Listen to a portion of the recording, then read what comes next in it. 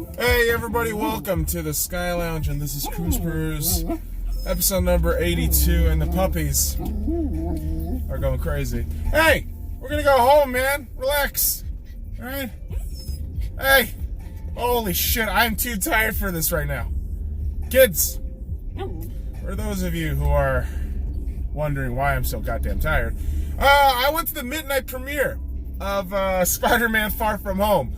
Like the idiot that I am, I didn't fucking plan this out too well. This entire week, I completely misplanned it. I'm not gonna lie. I fucking, good lord.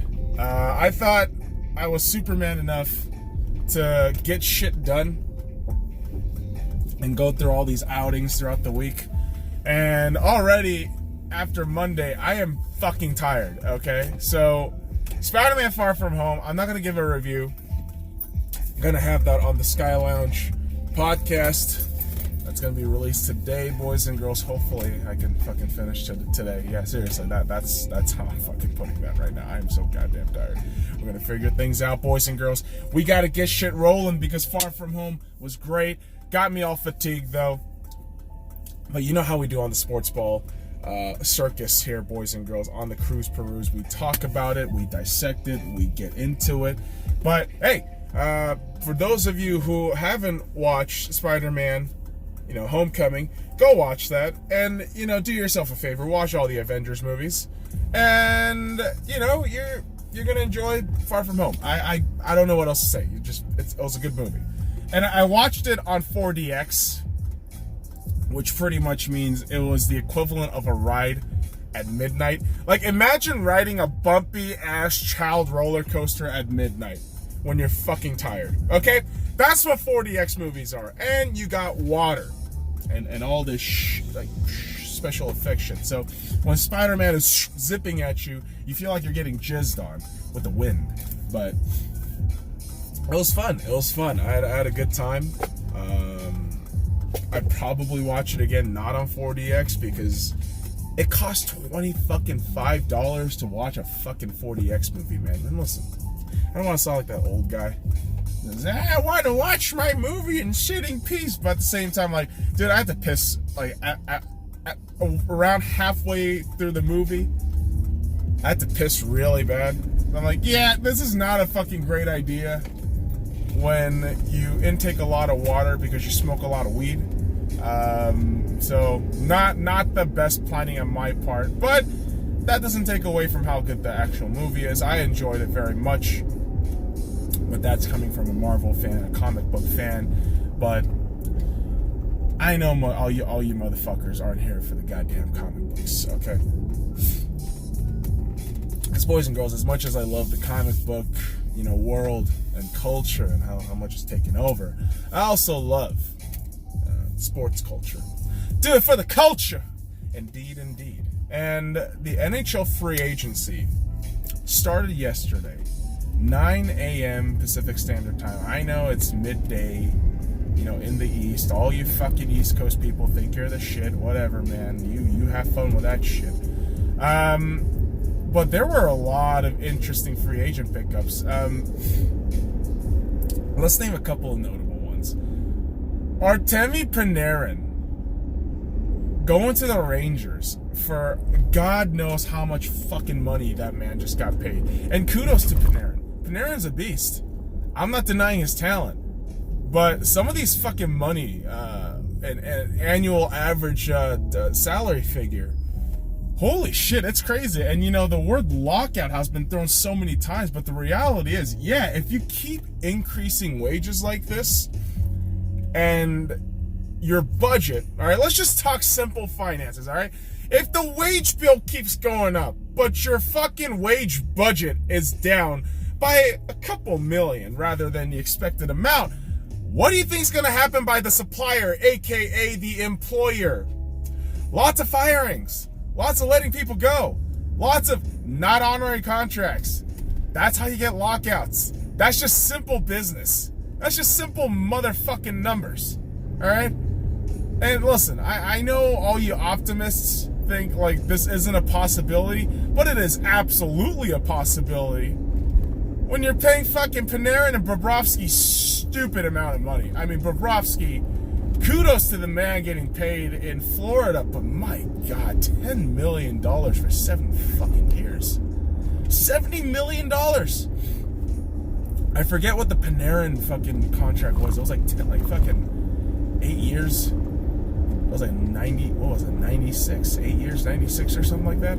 I'm telling you, some of the money that was thrown around yesterday, insane. And I know I was watching the Urinating Tree live stream yesterday, boys and girls. That was absolutely entertaining. I love Urinating Tree. And his initial reaction to the Penguins picking up Brandon Tanev for $3.5 million. Yeah, like, there's a valid point to be made. When you're giving fourth liners, nearly $4 million, money that should be thrown around to third, second line rotation guys, it's crazy. It's crazy. That's the direction the NHL is moving in, but the money isn't really moving like that, especially the wage budget. So it's going to be very curious how things work out. Other notable signings, I thought Nashville got themselves a nice little pickup with Matt Duchene. They shed the salary with PK Subban, who, despite his tremendous upside in the offensive side of his game, there's a lot of question to be asked about his defense. So while you send that away, and that cap hit of $9 million, which the New Jersey Devils now have to deal with, the Nashville Predators look to be better. And again, I think the question mark moving forward is going to be the head coaching. I think the unfortunate but realistic approach to all these teams now are going to be, all right, we're going to make these free agent acquisitions. We're going to have to pay them. We saw that yesterday. But the reality now, halfway through the season, is going to be, are we going to do what the Blues did and toss away coaches around the halfway point? We saw what Craig Berube did. Berube got a healthy extension, 3 years after that Cup win. But now teams are going to emulate it, because it's like what I said. I mean, every business, every successful business or sports franchise, they want to emulate other successful businesses, right? Other successful franchises. So what I'm going to see definitely is all these coaches who are questionable and that are going to get axed. And I believe the Predators are looking at that situation. I know that manager, that head coach, I forget his name. And I apologize, Nashville fans, but I really think that head coach is gone this season. If you can't win it with this guy, I really don't know what else to tell you. You got to Stanley Cup final. You got to all these, rounds in the playoffs, but disappointment after disappointment. And, this revamped roster, somewhat of a revamped roster, it's going to be a very curious test to see how they do. Other big name acquisition by teams we didn't expect. Minnesota, they got Matt Zuccarello. Zuccarello had a pretty fantastic season, coming back from the injury after he got traded in Dallas, literally the first game. And right before, the game ends, he gets an injury, but he comes back in the playoffs, was an absolute, devastating X factor for the Dallas Stars. And the Dallas Stars, they're not really losing much. I mean, they signed Joe Pavelski. As much as I fucking despise the guy, who played in San Jose, and I'm not even fucking talking about the fucking the penalty. I'm only just talking about the team as a pure fan standpoint. I fucking hate that team. I despise the goddamn Sharks. Like, they're just disgusting. But Pavelski is going to bring a lot of upsides to that Dallas team, making them real contenders. And really, all these acquisitions, you just don't know what's going to happen, especially the NHL, because it's already such a wide open league. The free agency is somewhat interesting, but it's somewhat a huge question mark too, right? Because we don't know how chemistry is going to work out. We don't know how, certain players are going to mesh, how certain positions are going to be moved around. If they have too many centers, how is that going to work? How are you going to, put this lineup? Are you just going to use that on the power play? All these questions will be asked, right? But I mean, it's a lot of time for optimism. And I know for, I know for Florida fans, it's an exciting time.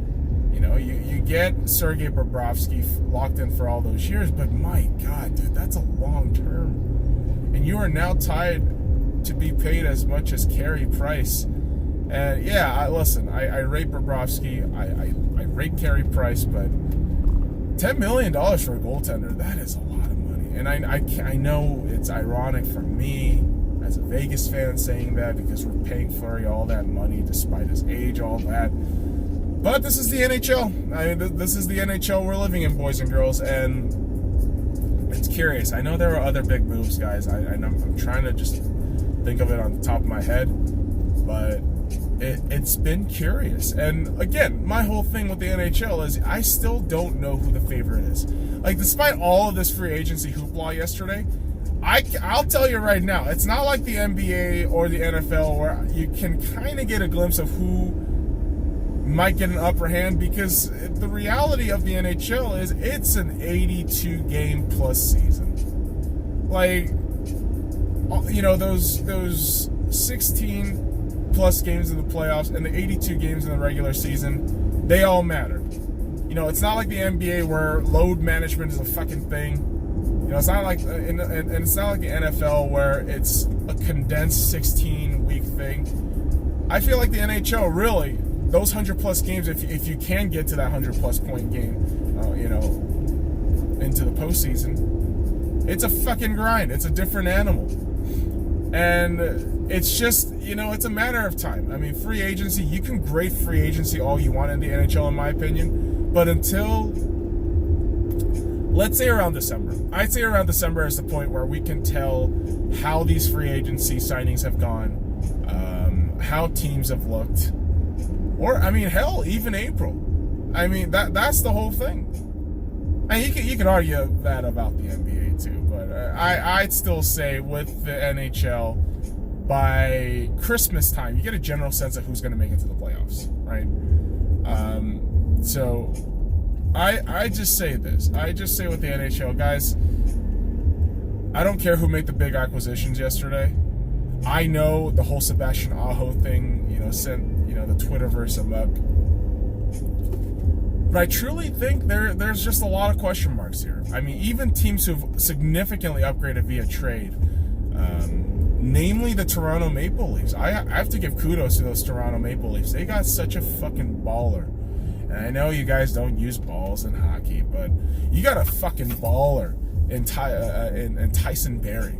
Tyson Barrie is such a fucking baller, dude. Like, that dude is gonna fucking bolster that blue line. You got rid of Nazem Kadri, who's been a fucking pest and problem for you guys. And yeah, he might generate good upside for Toronto, but Toronto doesn't need the bully. They need more skill. That's the fucking route they're going for. So you either go all in or you don't. It's kind of like the Houston Rockets, where you live by the three, you die by the three. We all know that doesn't win championships. Some teams, that's their identity. They don't know how else to venture and navigate through other means. And it's going to be very curious to see how teams really gather themselves after this free agency, because I got to talk about my Vegas Golden Knights. Boys and girls, I'm wearing my Vegas Golden Knights shit like the whore that I am. Ripping out America because the U.S. women's national team is going to be playing England, but I will be at a WNBA game. That's a long story for another fucking day. But boys and girls, the Vegas Golden Knights made some moves, but there were also former players that moved out. Ryan Carpenter, I apologize, Ryan Carpenter, I completely forget which team he signed for. I want to say Dallas. Can you go, you fucking dipshit? It's fucking green. Holy shit. Like, dude, it's fucking green. You are sitting at the fucking light, and now you're fucking leaning towards a fucking car. You fucking asshole. Drive straight. Drive fucking straight, you fucking asshole. Ooh, fucking go, you fucking dick. Holy shit. Wow. Dude. Fucking go. You fucking asshole. Oh my god. Wow. Are you fucking kidding me? Are you fucking kidding me, you fucking asshole? What the fuck are you doing? Dude. Like, what the actual fuck are you doing, you fucking asshole? Holy shit. Drive straight. This motherfucker just derailed the goddamn thing. Motherfucker, dude. Like, go fuck yourself, you fucking piece of shit. You fucking asshole. Alright, I gotta take a little fucking detour, but let's talk about the Vegas Golden Knights again, because oh my god, that fucking pissed me off so goddamn bad. This fucking old cocksucker can't fucking drive. Is driving in the middle of the fucking, like, okay, between two lanes, he's like fucking curving into the goddamn middle, driving at around 30 and a 40 fucking 5. That kind of shit, I want to fucking strangle people because of that shit. And now I'm fucking awake. Now I'm goddamn awake. Now I'm ready to talk about anything. And I gotta talk about Vegas Golden Knights. Ryan Carpenter, gone. Derek England is probably gonna get signed, but Pierre-Edouard Bellemare, gone. Vegas still has a lot of cap space they gotta get rid of. I've been saying this for God knows how long. You gotta trade Egan. You gotta trade Holden. I mean, you signed all these AHL feeders, more or less. You know, all the, like, 4 signings yesterday. They're basically AHL feeders, right? They also signed Peary to a 2-year deal, super cheap, $700,000. And they also signed Nosek, $1 million, 1 year. And so, a lot of curiosity because, yes, like I talked about, you still got to sign Derek England like they want. You still got to sign Nikita Gusev, Jimmy Schultz, and Malcolm Subban possibly. But yeah, Vegas is just the cap hell team right now. That's really it, and it came early. And the reason why is, you know, as much as people are gonna fucking shit talk it, and Vegas fans are gonna moan about it because all you let me tell you the reality of what Vegas fans are going through right now. Vegas fans are going through franchise complaints at this point, which is the equivalent of ignorant people who don't know what the fuck they're talking about just complaining about things. Meaning, I've seen a lot of posts from Vegas fans who are complaining about these trades, right? The Eric Holla trade, the Colin Miller trade. I've had to tell people the reality of what Vegas has done because they want to keep that core. And I'd say the core is Marc-Andre Fleury, William Karlsson, Mark Stone, Max Pacioretty, and Marchessault. I'd also say Shea Theodore and Nate Schmidt. If you keep those core, it's going to cost you. But also, you have a good prospect field. Like your prospect farm isn't that bad. And guess what? Prospects, they make less money. But they also have a tremendous amount of upsides if they have played. And our Chicago Wolves have gone to the AHL final, you know, the Calder Cup final last season where they lost to Charlotte Checkers, which surprisingly we're getting a lot of our players from. But my whole point being, Vegas fans have to realize that, yes, we have to dump salary. This is part of the game. This is part of North American sports, the salary cap. I know sometimes it doesn't make sense. But for there to be some level of parity, this has to exist, right?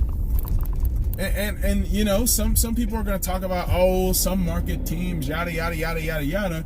But you're playing within the confines of the rules.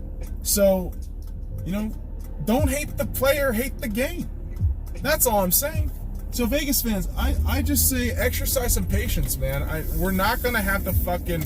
Listen, if you thought we're going to have this fucking all-star team of just goddamn free agents left and right, Panarin on the fucking wing, we have Bobrovsky coming off, that's not the fucking reality of hockey. Like, it's like sometimes, like, or any team building, it has to be slow grinding, and you have to understand what the blueprint is. And I believe McCrimmon, McPhee and company have this sort of idea, which is play two-way, just play solid, fast two-way hockey. And this Vegas style of hockey that when we saw the best of last season was unbelievable. It was just smash mouth hockey, just fast scoring, you know, pants them down in the first period, stun them in the second, and take it home in the third.